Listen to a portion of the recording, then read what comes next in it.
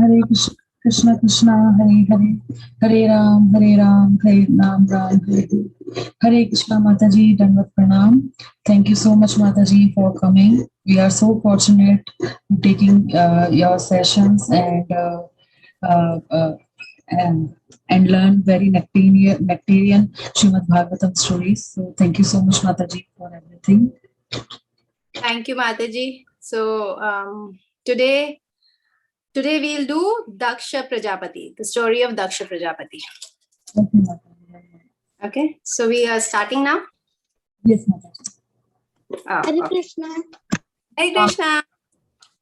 Kids, please unmute yourself and read Hare Krishna to Mataji. Hare Krishna. Hare Krishna Mataji. Hare Krishna. Hare Krishna. Hare Krishna. Hare Krishna. Hare Krishna. Hare Krishna. Hare Krishna. Thank So you, everybody is ready now? Yes. Okay. So we will do the story of Daksha Prajapati. Okay. But before we start, first we are going to recite the invocation prayers, the Mangalacharan for Shrimad Bhagwatam. So let's begin. Narayana namaskritva naram cheva narottamam devim saraswatim vyasam tato jayamudiraye nashtaprayeshva bhadreshu nityam bhagavata sevaya bhagavate uttama shloke bhaktir bhavati nashtaki आराध्यो भगवान् व्रजेशतनयस्तत्धाम वृन्दावनम् रम्या काचिदुपासना व्रजवधूवर्गेण वा कल्पिता श्रीमद्भागवतं प्रमाणम् अमलं प्रेम पुमार्थो महान् श्रीचैतन्य महाप्रभुर्मतमिदं तत्र दरन परा ॐ नमो भगवते वासुदेवाय Om Namo Bhagavate Vasudevaya. Om Namo Bhagavate Vasudevaya. Mukam karoti vachalam pangum langhyaite girim yat kripatamaham vande Shri Guru Dinataranam Paramananda Madhavam Shri Chaitanya Ishwaram. Hari Om Tat Sat. All right. So we first did the Mahatmya of Shrimad Bhagavatam. Then we did the pastimes of Maharaj Parishad, who was very much, who's the best example to hear the results of Bhagavad Saptaha. Then we did after Maharaj Parishad, we did Narad Muni, who's the main instrument behind Shrimad Bhagavatam being compiled by Sri Vyasadeva. Now today we are going to do about Daksh Prajapati. Daksh Prajapati is one of the Prajapatis, one of the sons of Lord Brahma. And last time as we were studying that how Narad Muni was the instrument behind Daksh Prajapati's having, his sons. He made sure that he gave them the Bhagavad knowledge and then they took the renunciation path. So today we are going to do about the same Prajapati, but in his prior so he appeared twice as Daksha himself. So now we're going to do the first part today, that this is mainly about Daksh Yagya, the sacrifices that he performed. So now what happens is, as we know, that Lord Brahma has many sons, and time and again he keeps asking his sons to help him in the progress of universal path, so for that, he had many sons who were Prajapatis. One of them was Daksh Prajapati. He's the foremost, and the name Daksh itself means expert. So he was an expert in everything that he did. Everything was big about Daksh Prajapati. So he used to perform many sacrifices for the welfare of the Praja. Now, all the Prajapatis, like Kashyap Muni being one of them, but his way of service was to do meditation. Through meditation, he would do the welfare of the Praja, and Daksh Prajapati would perform the sacrifices, the yagyas, the fire sacrifice, and everything about him was big, very big. So anybody and everybody would wait for an invitation from him for his yagyas. His name, as I said, his name itself says he was an expert in everything that he did. Now, one time he decided to do a yagya for 1,000 years for the welfare of the praja.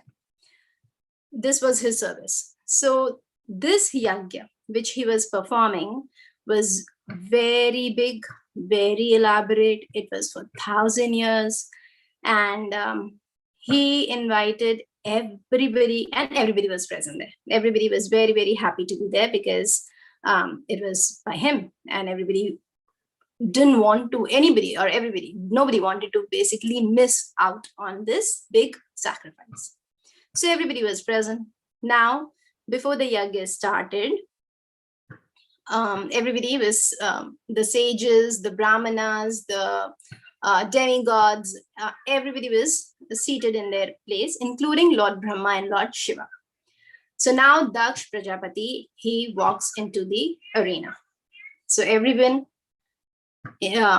all out of respect for him, everybody gets up to receive him. They glorify him, they sing praises of him, and he was like all puffed up. You know, he was very, very, very, very happy with what was happening. So then, but then he saw that Lord Brahma, obviously Lord Brahma being his father, he did not stand up, which is not the etiquette. So then, then he saw that Lord Shiva, because he being the father, Lord Brahma being the father, the son is supposed to stand up and welcome the father, not the other way around. So then Lord Shiva was also sitting there, but he was deep in his meditation. He did not even notice that Daksha Prajapati had come there. But Daksha Prajapati, to begin with, he was not at all happy with Lord Shiva, because Daksh Prajapati, now going back a little bit, so he had 16 daughters. His wife was Prasuti Devi. With Prasuti Devi, he had 16 daughters. And these daughters, of these 13, he gave to Dharma, Lord Dharma. 14th one he gave to Agni Dev. 15th he gave to Pitris, and the 16th was Sati, who married Lord Shiva out of consent of his father, of her father. Daksh Prajapati did not want this marriage to happen, because and the Sati, the 16th daughter, was his favorite daughter, the youngest daughter, most beautiful daughter, and he adored her like anything, but she wanted to marry Lord Shiva. And Daksh Prajapati did not consider Lord Shiva to be the right match for her daughter. So he was, to begin with, not very, very happy with Lord Shiva.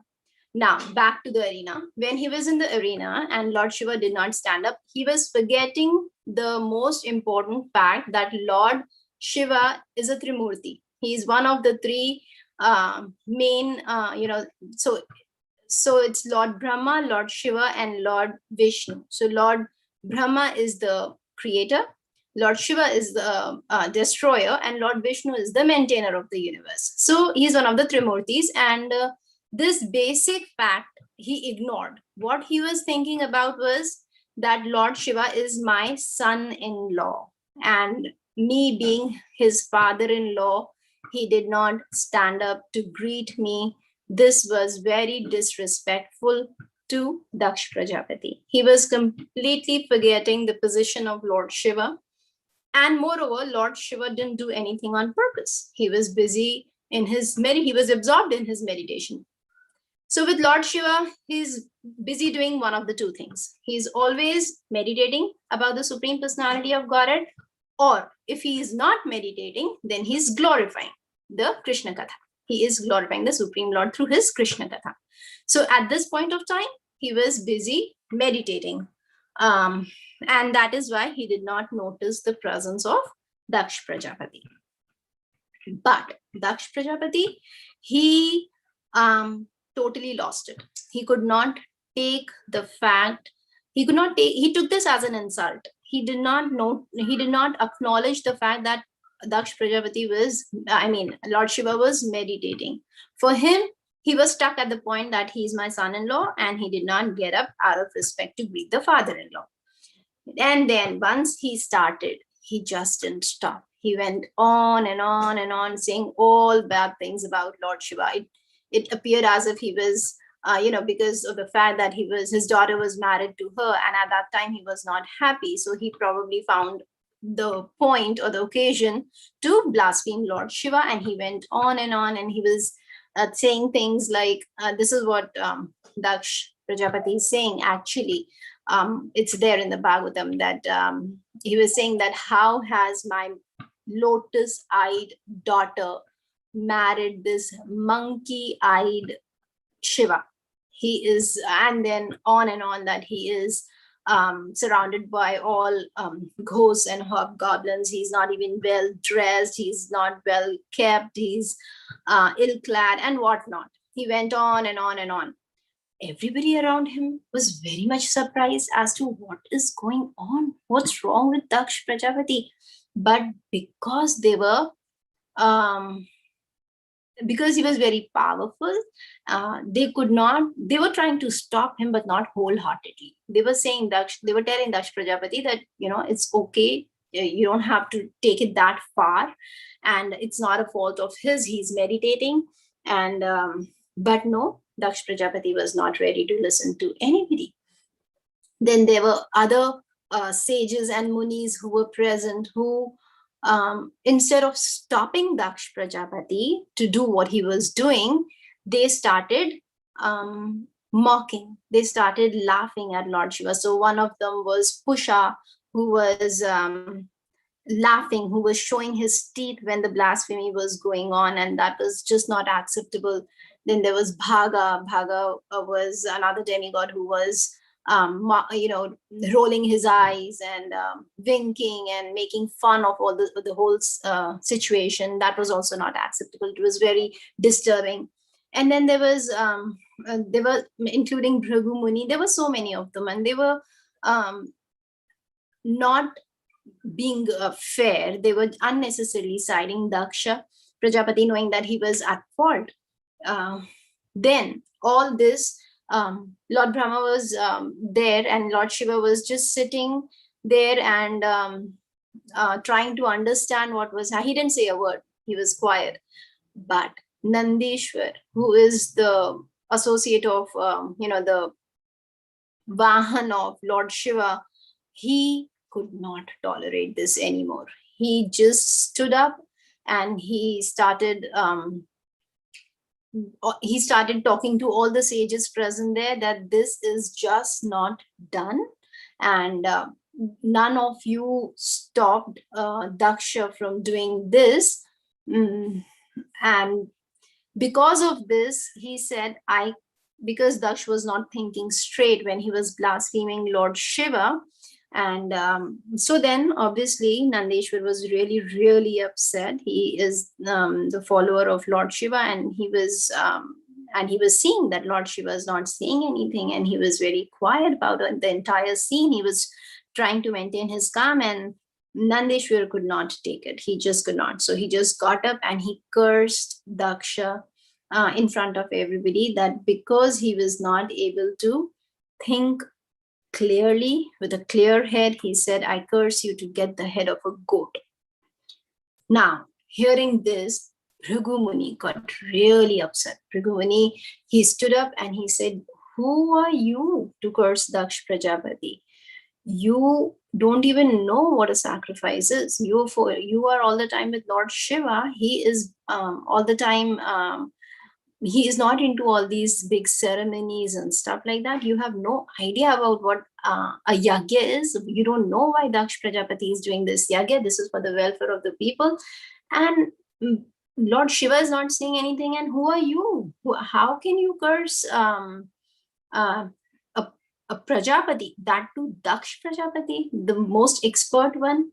So he got so angry. He said, I curse all you yakshas who are the followers of Lord Shiva to become Pashandis. Now, what is a Pashandi? A Pashandi is a person who knows nothing about, who doesn't know the purpose of Vedas, who knows nothing about Vedanta Sutra. And the purpose of Vedanta, we know, is to know Shri Krishna. So he cursed them that I curse that all of you will become Pashandis. That means you will not have any knowledge about what Vedanta is.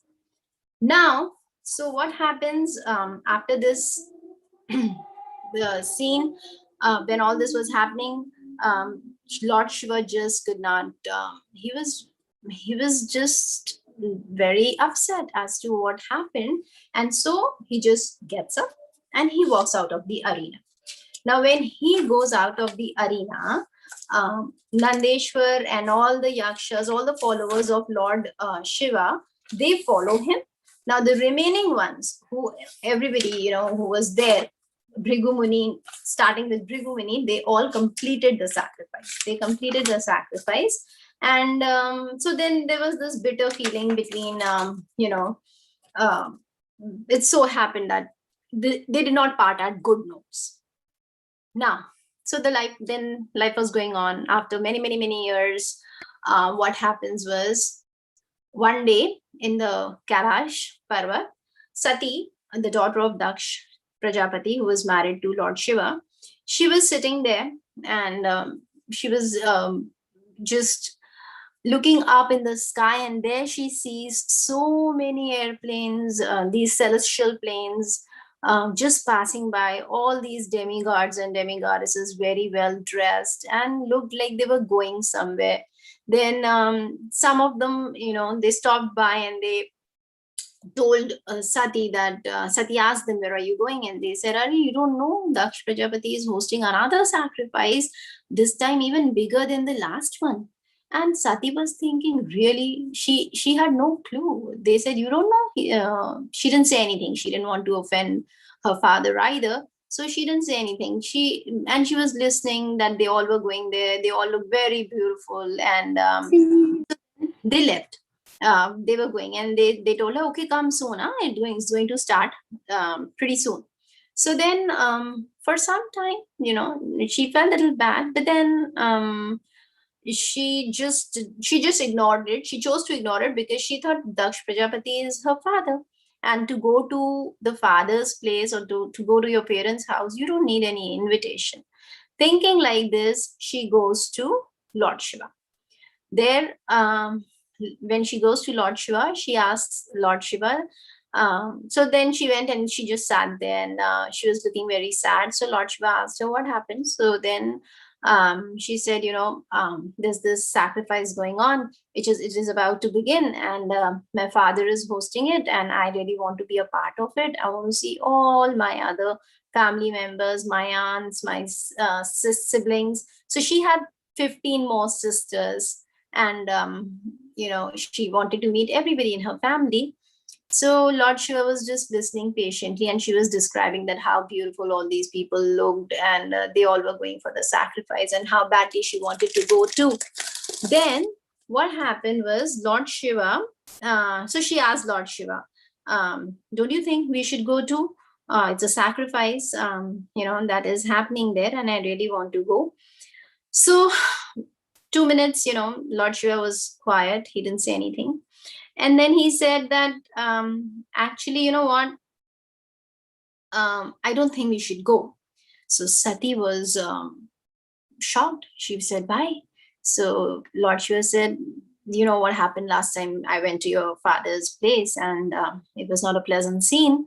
And I don't think he's over it, because had it been so, he would have invited us. But this is for sure that he doesn't want to see me. So he definitely did not invite me.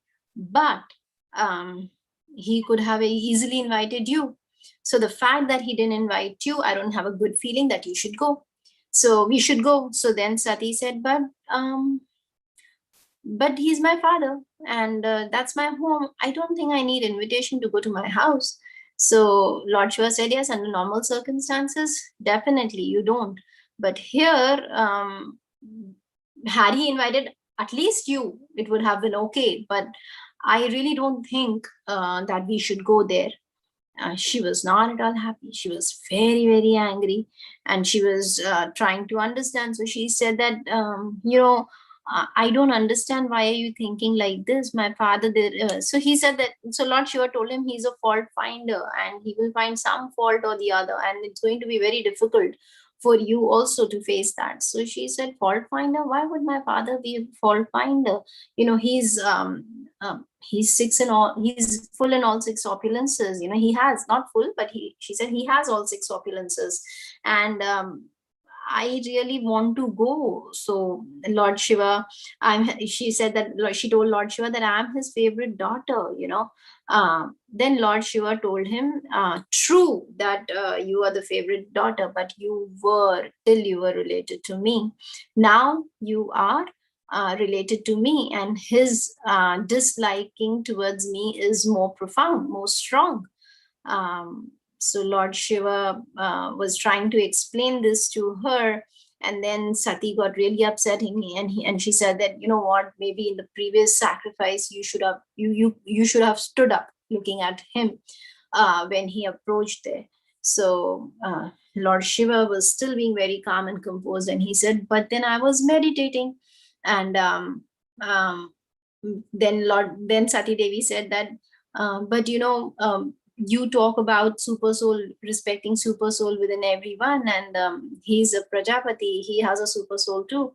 So then Lord Shiva was trying to explain to him that, yes, true, and super soul, that is what I was meditating upon. If I am meditating upon the super soul within, that means I am meditating upon the super soul within everyone. So I was actually being respectful at that time, if you think from that point of view. But Sati was adamant. She was just not ready to understand what Lord Shiva was saying, because her desire to see her family has taken over her intelligence, and she just didn't want to buy this, and she was upset. She stood up, she got angry, she went out of the room.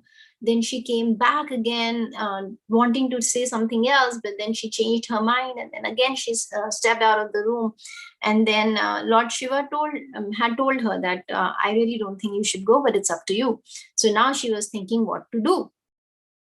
Now again, when she goes out, she sees more aeroplanes going and people all dressed up, and she was crying out of affection for her relatives. Her intelligence was completely bewildered, and she decided that she cannot take it anymore, so she will go. So she decided to go. Now when she decided to go, Lord Shiva knew that Sati would go, but he made sure that she doesn't go alone. So even though he went back into his meditation, but he made sure that all the followers, Nandi and everybody else, Yakshas, all the other followers, they follow Sati to the arena.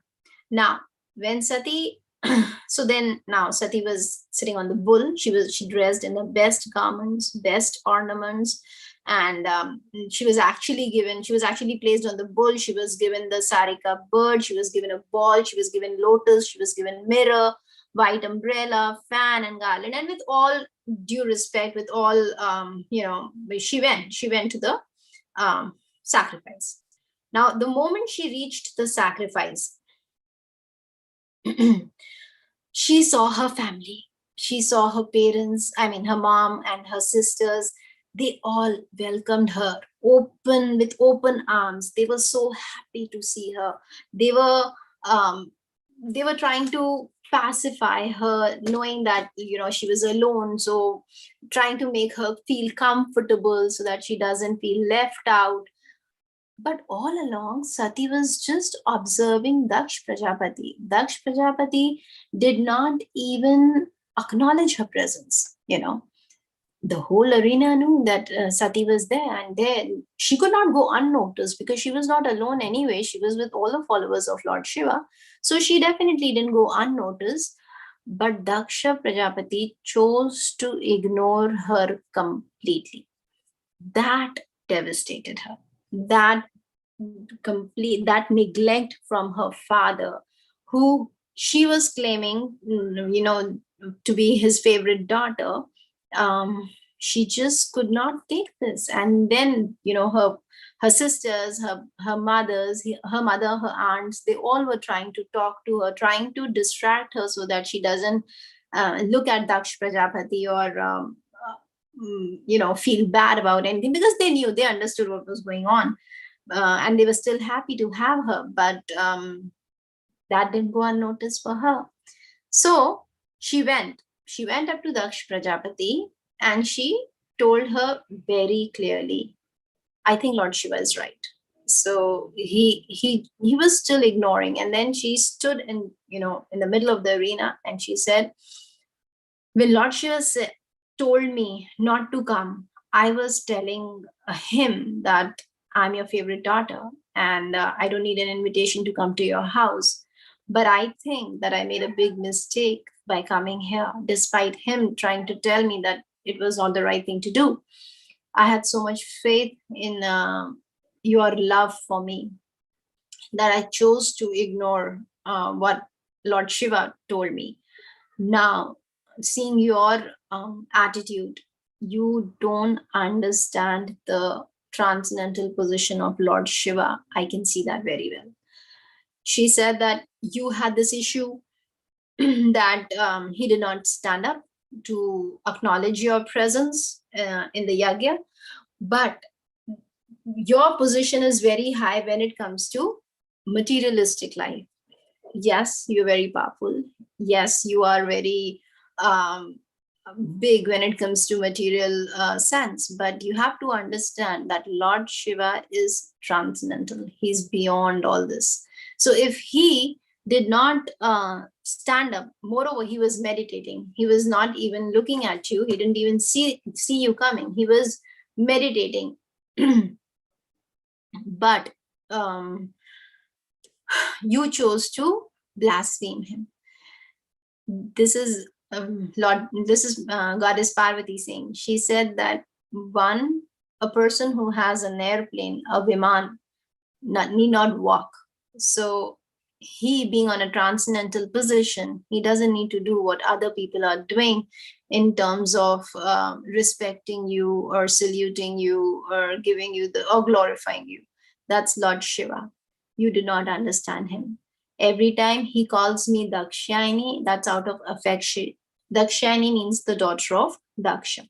Out of affection, she was saying, he's been addressing me Dakshayani.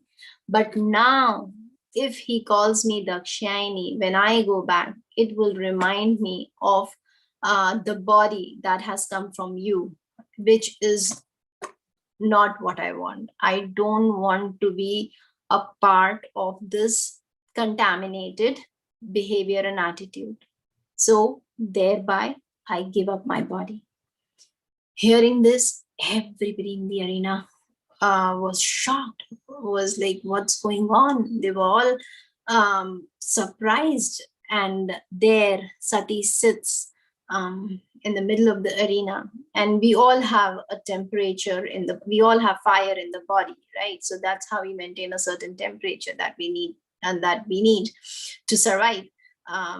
So using the same fire within, by the help of the yogic processes, she self-immolated herself. She said, saying that I cannot tolerate my connection with you at any cost. And then she gives up her body. Seeing this, the followers of Lord Shiva, they were very, very shocked. They didn't know how to react. They were not able to understand what's going on. And there, Narad Muni, he goes to Kailash and he tells Lord Shiva, and there Lord Shiva is again, he's busy meditating. So he goes there and he tells Lord Shiva, do you know what's happening? Do you know what's happening with Sati? And Lord Shiva says, no, what happened? She went to her father's house to see her family.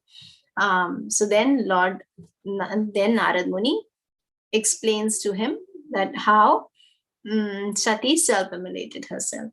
Hearing this, Lord Shiva was devastated. He just didn't know how to react for some time. And then he was so infuriated. He just plucked one hair from his head and he threw it on the ground, and there came a personality by the name of Veerbhadra. Lord Shiva told him, "You are coming from my body, part of my body. So you happen to be my son. I instruct you, go and destroy Daksha's yajna." Veerbhadra was obviously, because he's coming from the anger of Lord Shiva, he was in that mood of destroying things and taking the command of Lord Shiva. He goes to the arena. There he goes there, and obviously the followers of Lord Shiva who were present there already, they started destroying the entire sacrificial arena. There was a huge fight going on between the demigods, the sages who were on Daksha's side, and Lord Shiva's followers. And then when Veerbhadra comes, he enters the arena, and he looks for all those sages who were a part in blaspheming Lord Shiva in the previous yagya, in that arena. So there was this Pusha, you remember, he was laughing with showing his teeth. So Veerbhadra went there and he knocked his teeth out. Then he went to Bhaga, and Bhaga was rolling his eyes, so he blinded Bhaga. Bhrigu Muni, he went, and Bhrigu Muni was very proud of his beard and his mustache. So he ripped his beard and his mustache. And then he went to Daksh Prajapati. And everybody else, all other followers, were taking care of other people who were misbehaving at that time. So now when he goes to Daksh Prajapati, he tried to slit his throat, which was not happening because Daksh Prajapati was a powerful person too. So he could not even touch his skin. So because it was an area where animal sacrifice used to happen in those days for the betterment of the animal itself, not to torture them. But so there was a place where there was this instrument kind of a thing where you place the head of the goat and then you chop it off with the axe. So when Veerbhadra he reached Daksh Prajapati, as I said, that he could not even touch his skin, harm his skin a little bit. So he dragged him to that place. He, put his head on that slot kind of a thing, and then he used the axe the same axe that they used to chop the head of the goats for the sacrifice, and he chopped off the head of Daksha. And everybody was in a state of shock that what's going on. And after doing this, Lord Brahma, after all this happened, then Lord Brahma appeared. Lord Brahma appeared, and the sages and all the demigods and Bhrigu Muni and all, they all were complaining to Lord Brahma. And then Lord Brahma was like, what else do you expect? You have insulted such a great Vaishnav.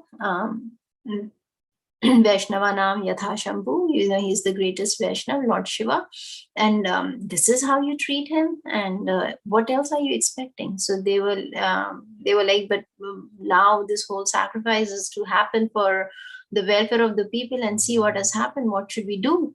So they said, so then Lord Brahma told them, if you want everything to be okay, you have to go and seek forgiveness from Lord Shiva. So they all were very scared because, this big devastation took place, and so Lord Brahma said, okay, I'll come with you. So they all went to Lord Shiva, and there Lord Shiva by that time, because obviously, he knows what's going on. So now he was calm, and Veerbhadra had done what he had to do. And then now Lord Shiva in Kailash, this time he was busy in doing Krishna Katha. So he was doing Krishna Katha. So Lord Brahma, along with these demigods, they reached there. Then Lord Brahma, because Lord Shiva was not angry, so they were able to talk to him, because if a person is angry, it's even hard to talk.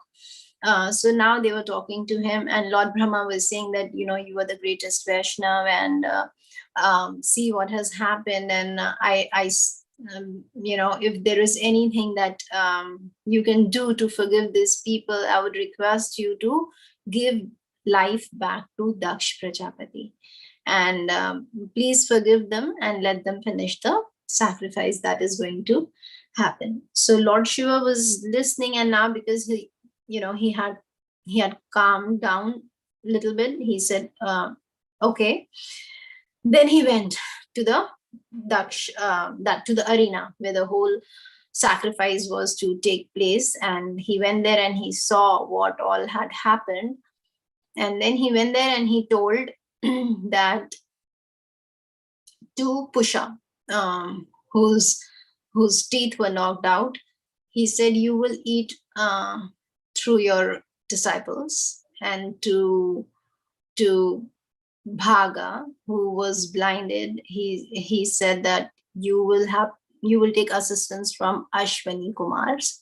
And then to Bhrigumuni, he said, now you will have the beard of a goat. And then to Daksh Prajapati, he went there, and there he placed the head of a goat on Daksh Prajapati, and that's how he came back to life. Now, once he came back to life, he was obviously very, very, very sorry for what all had happened. He started glorifying Lord Shiva. He understood the transcendental position of Lord Shiva. He sought forgiveness, and Lord Shiva, being Lord Shiva, he accepted the apology, and then he went back to his mountain. So Daksh Prajapati, now this is what happened when we don't do Vaishnava Aprad. So there are 4 kinds of Aprad: Nam Aprad, Dham Aprad, Seva Aprad, and Vaishnava Aprad. So of all these aprads, of all these offenses, not even one is good. Not that we should do any of the aprads, but Vaishnava Aprad cannot be eliminated. There is no way we can get forgiven for the Vaishnava Aprad unless we take the dust of the lotus feet of the Vaishnava we have committed offense against. So this is the most difficult. I won't say most. Actually, it should not be done at all. Vaishnava Aprad is a big no-no. All aprads are a big no-no, but Vaishnava Aprad, definitely. This should not be done. So this is what happened when Lord Shiva, the greatest Vaishnav, was insulted, was offended by Daksh Prajapati for actually no cause. If you think about it, there was no reason for this to happen. It was only his big ego, the way his power was big. So once you have too much, excess of anything is bad, as we know. So as Sati said, that he had all 6 opulences, one of them being was the power, and his name itself said that he's an expert in doing anything. That made his ego boost up to the extent that he ended up doing this Vaishnav Aprad. And because of this, he actually ended up losing his head, and he got the head of a goat. So yeah, this is something that we need to understand. And then actually what happened was, so once this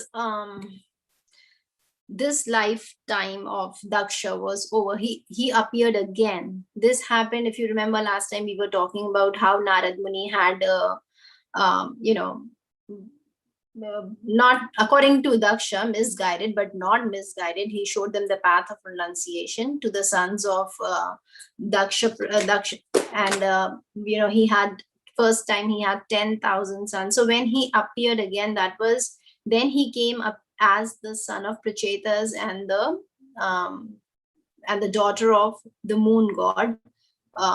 So then he came as their son, and in that birth, he married Akshini, and from her, he had 10,000 sons, who were called Haryashvas. Haryashvas were then, because of, because their father told them that he wanted them to help in the progeny and to prepare themselves to take up such a big task, they were doing austerities and penance, and that's where Narad Muni came, and he not distracted them, he showed them the path of renunciation, and they got distracted from the path of the path that their father wanted to choose for them, and they actually went on the right path. And then this really upset Daksha, and then he chose to, but Narad Muni being Narad Muni, he didn't want to upset the sage again, any sage. So he again had, he begot 10, no, this time 1,000 sons in the womb of his wife Panchajani. So now these 1,000 sons were called Swalashvas, and they were also shown the path of renunciation by Narad Muni. And this time Narad Muni, this time Daksha could not take it, and he was very, very, very upset, and that's how he ended up cursing Narad Muni, that he would not be able to stay at one place for long. So then because again he is playing of the role of Prajapati, so then he chose to have daughters, for the reason being he understood that those daughters, Narad Muni will not be able to show them the path of renunciation, because women are not supposed to go on the sannyas path. So thinking this way, he had 60 daughters from his wife Akshini, who he gave in marriage to so many other sages and rishis and prajapatis, and that's how the progeny continued.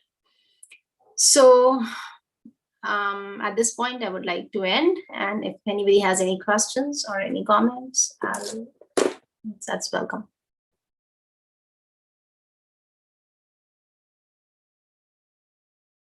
I have a question, Mataji. Yes, tell me. So why is Shiva called the destroyer? Can you be a little loud, please? Why is Shiva called the destroyer? Okay, so anything that we do, it has three parts. Where you create something, you maintain something, and you destroy something. So the way the way a company also runs, it has a CEO and it has different departments to take care of. So for this material world also, the Supreme Personality of Godhead has assigned three demigods. One who is the maintainer. First is the creator, Lord Brahma. He creates everything. He's the secondary creator. The primary creator is the Supreme Lord. Then is the maintainer, who is Lord Vishnu himself. And then is the destroyer, who is Lord Shiva. So he plays the role of destruction, because after every cycle of Lord Brahma, there is annihilation. So that department is taken care of by Lord Shiva. Okay, thank you, Mataji. Arushi,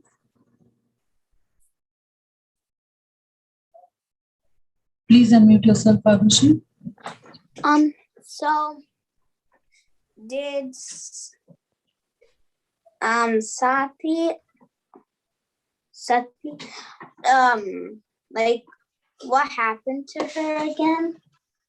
Sati then again came as the daughter of Himalaya mountain, as Himavati Parvati. So she again married Lord Shiva, because in the previous, because they are eternal consorts of each other, and then in the last birth as Sati, because she self-immolated herself, so then she again came as to be as the wife of Lord Shiva.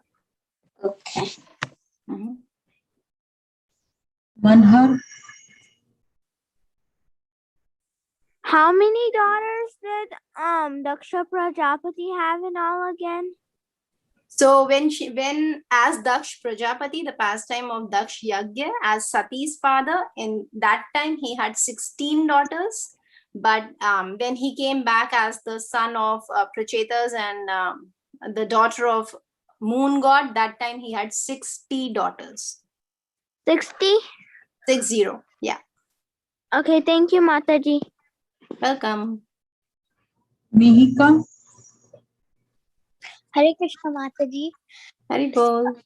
So, why did Daksha Prajapati always like to do sacrifices and didn't like when Narad Muni took his sons to the right path and made them devotees? Because he came as a Prajapati. A Prajapati, that means his father, Lord Brahma, asked him to help in expansion of the universe. So for that, he needs to get married and have children, and they need to get married, and that's how the population increases. That was his service to his father. That's what Lord Brahma asked him to do. But when Narad Muni asked his sons to become a sannyasi, that means there was no way he could increase the population or the progeny. So then he was upset because he was not able to fulfill the request and order of his father, Lord Brahma. Okay, Mataji. And I have one more question. Sure. So, then when he in the second birth, when he got 60 daughters, all of those got married to different demigods only, and then it continued the process? Different sages, rishis, prajapatis, demigods, yeah. And that's how the progeny continued. Okay, Mataji, thank you. No problem.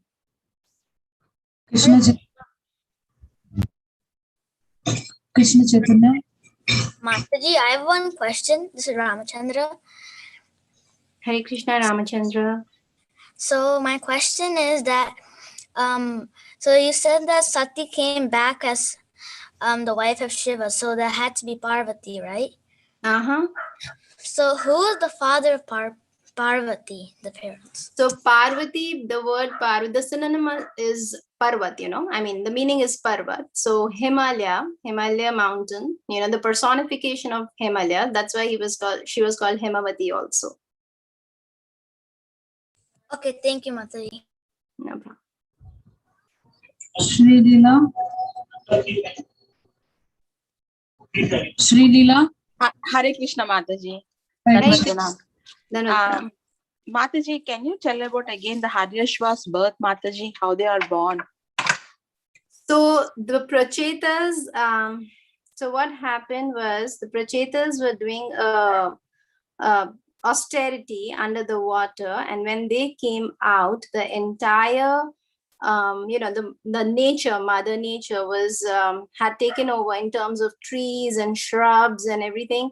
So they really got upset, and they were cutting off all these trees and shrubs, and that's when the moon god Soma, he came and he told them that you are supposed to be Prajapatis, and if you're Prajapati, that means you're supposed to take up care of Praja, including the trees and plants.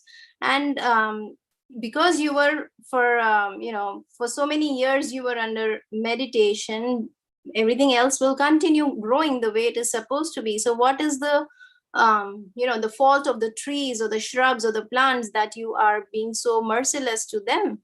And but they were really, really angry. So to pacify them, they gave the Soma god, the moon god, gave his daughter to them in marriage, and through them came Daksha. And when Daksha appeared in this birth, he was married to Akshini, and when he was married to Akshini, he had 10,000 sons who were called Haryashvas.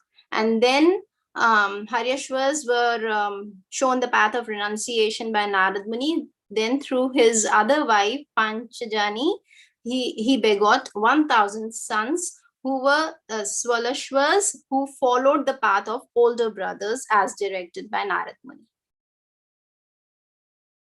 Oh, thank you so much, Mataji. Hare Krishna.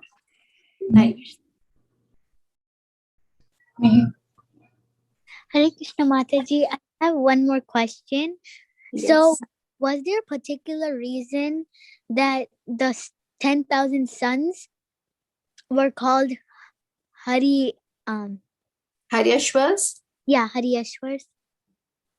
I really don't know if there was a deeper meaning to the name. I just know the name is Haryashvas. Okay, Mataji. Hare Krishna. Hare Krishna. So, do anybody have any questions?